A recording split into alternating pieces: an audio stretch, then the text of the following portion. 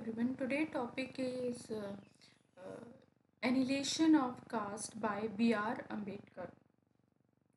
So B.R. Ambedkar, one of the India's foremost social reformers, made an indelible mark on Indian society with his seminal work Annihilation of Caste.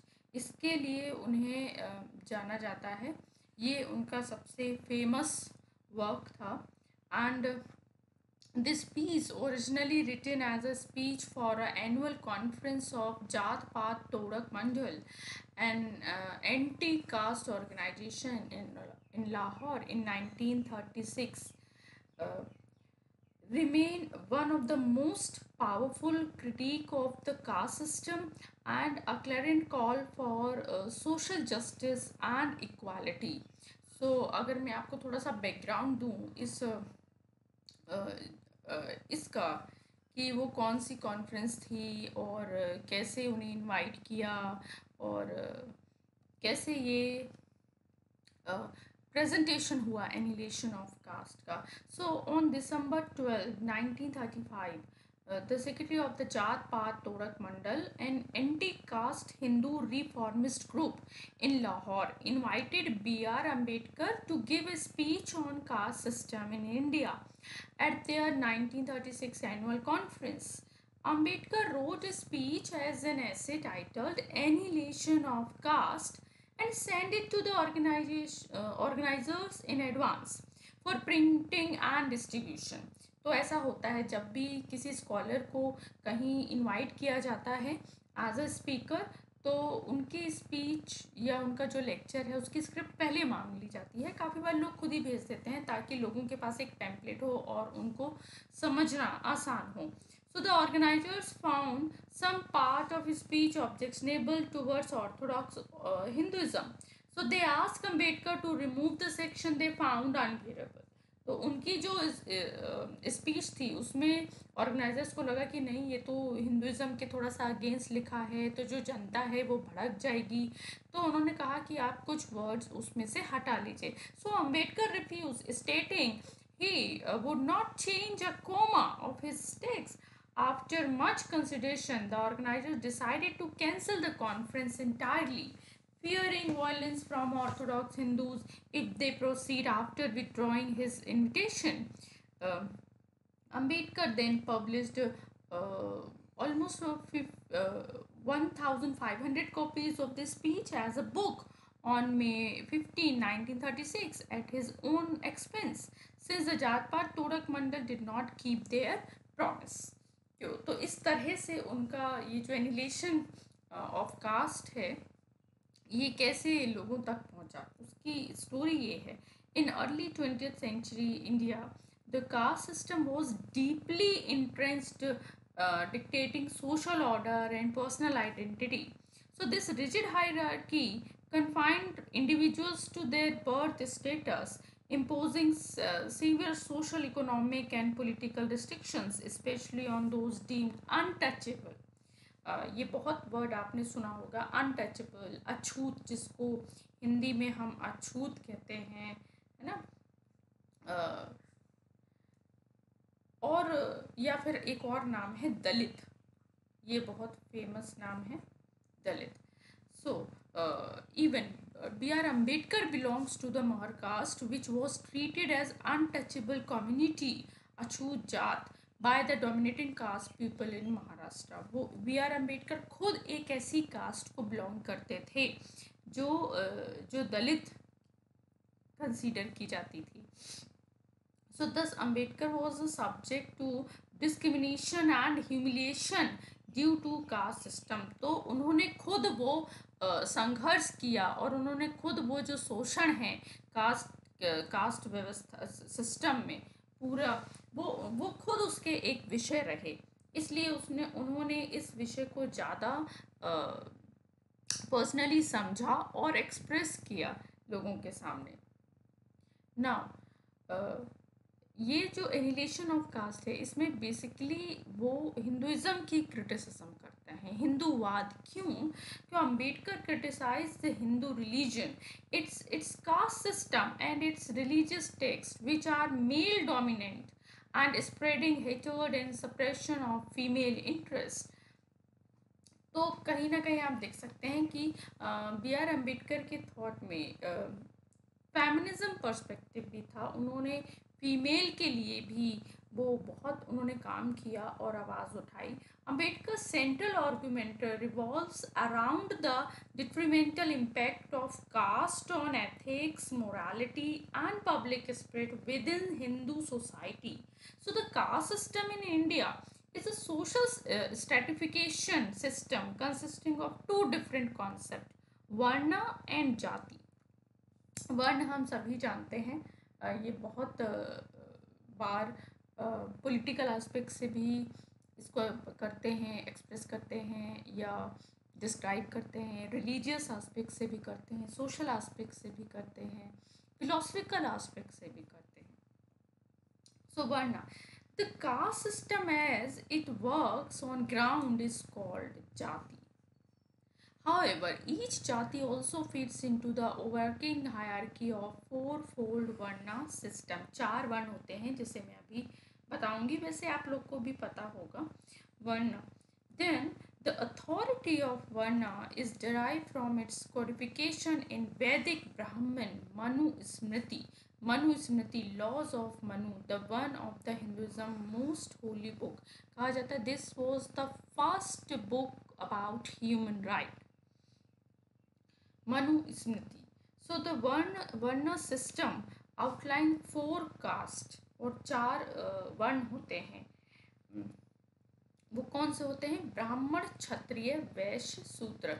Brahmins जो पुजारी हो गए, intellectuals इसलिए कहा जाता है ना क्योंकि जितने, ऐसा माना जाता है कि जितने भी शास्त्र, वेद, पुराण आदि है, उन सब की नॉलेज ये रखते हैं, और जो दिशा निर्देश करना होता है वो भी ये करते हैं। Then second is Kshatriya.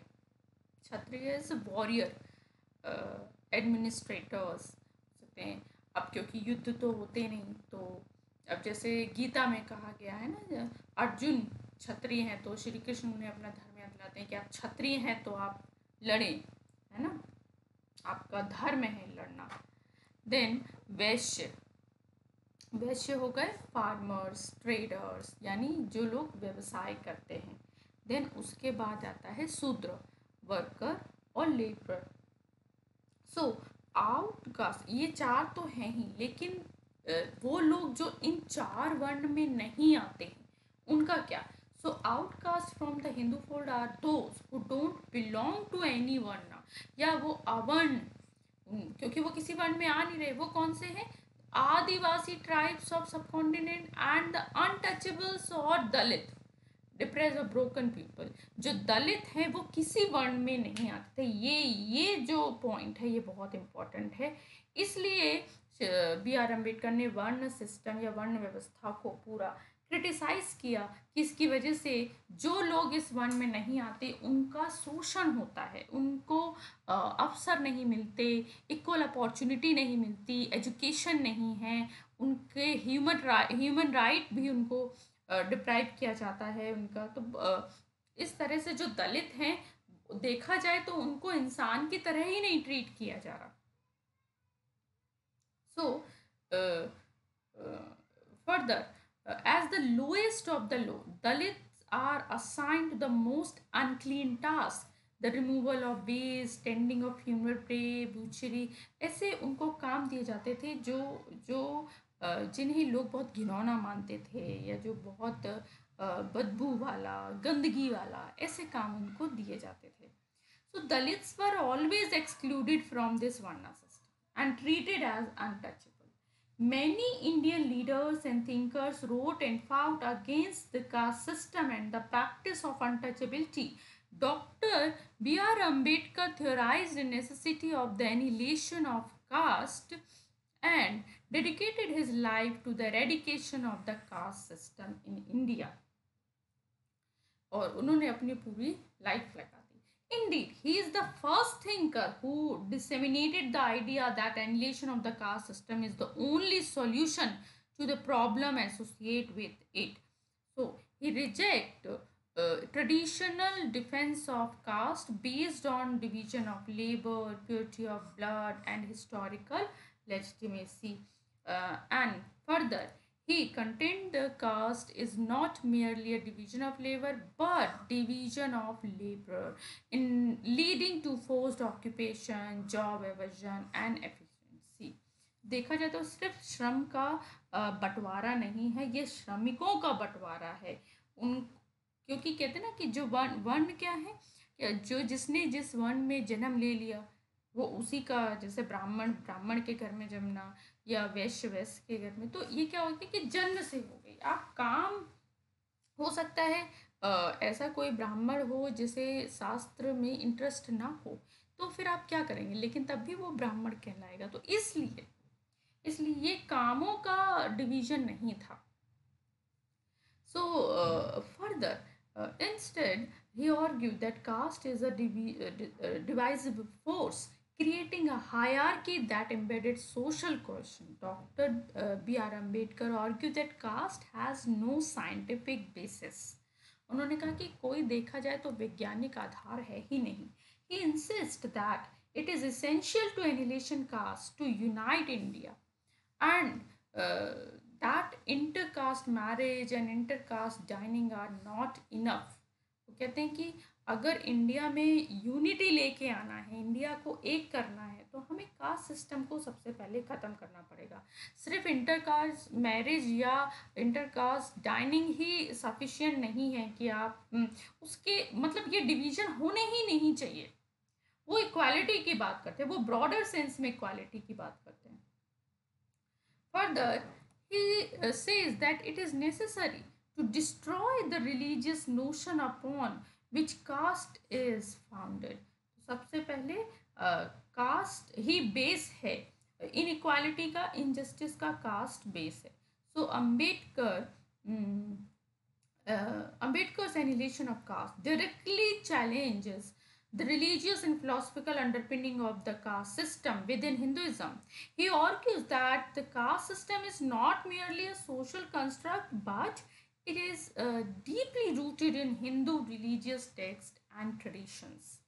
According to Ambedkar, the caste system's perpetuation is fundamentally linked to the doctrine of Hinduism, which sanction and reinforce social stratification. तो इस तरह से और इसीलिए उन्होंने हिंदूवाद की आलोचना की है। Now Ambedkar as a defender of human rights. In his speech, Ambedkar gave example of how Dalit were denied education and the freedom to choose their job.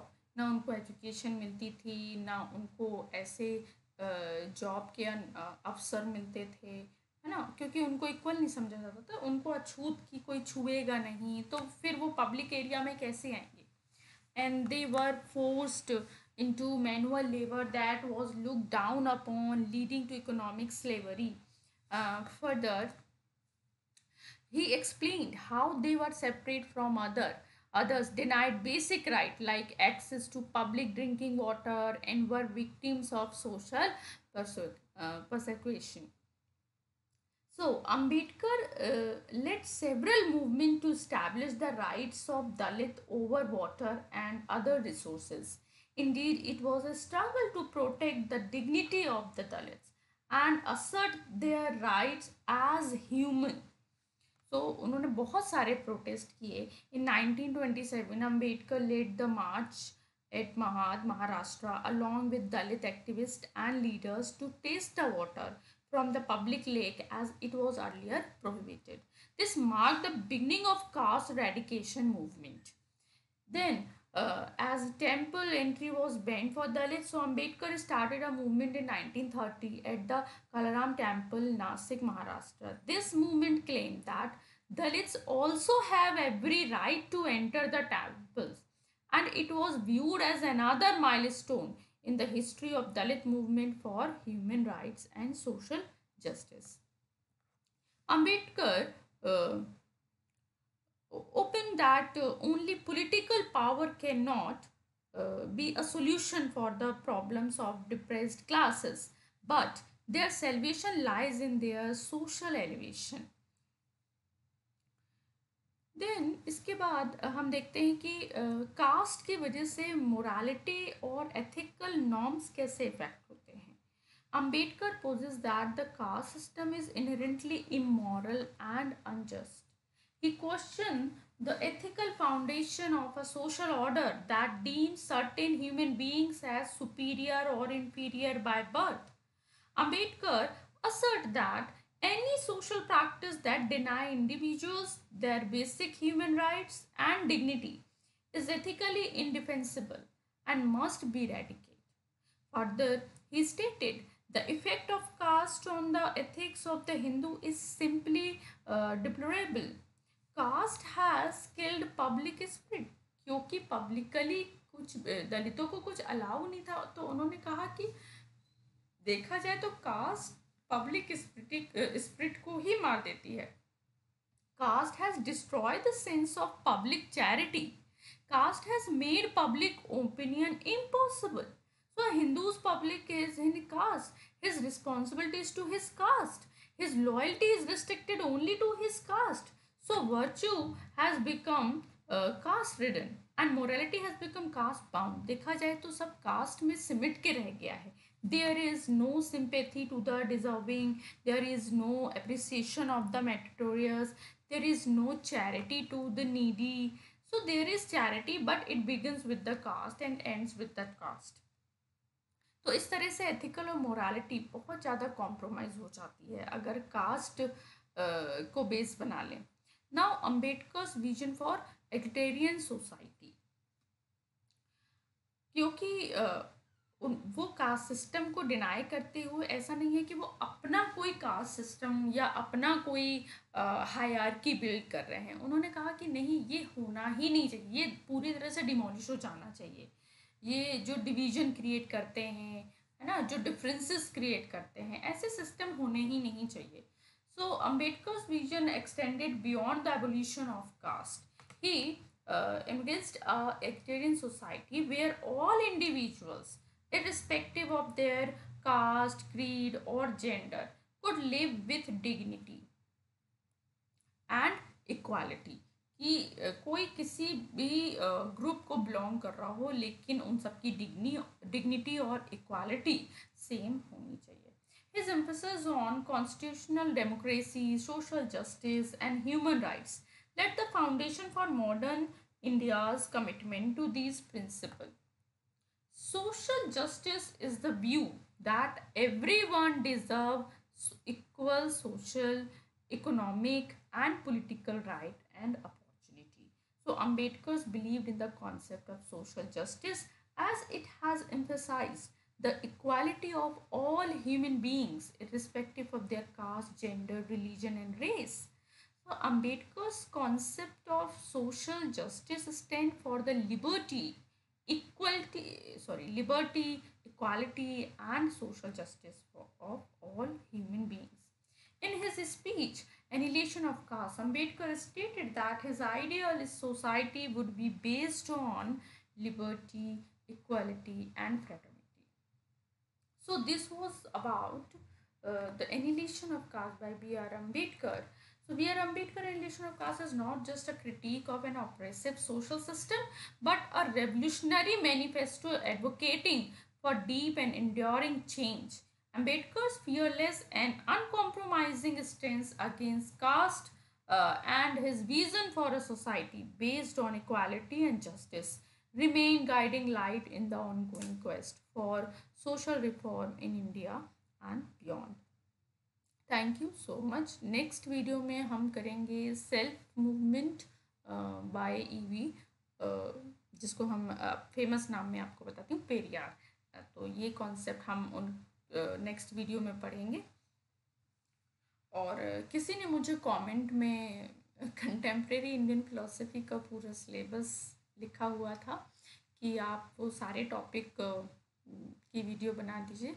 सो मैं बताना चाहूँगी कि मैंने शुरू ही इसलिए किया कि हम धीरे धीरे धीरे करके वो सारे टॉपिक करेंगे जो आपने कमेंट में लिखे हैं। Thank you so much.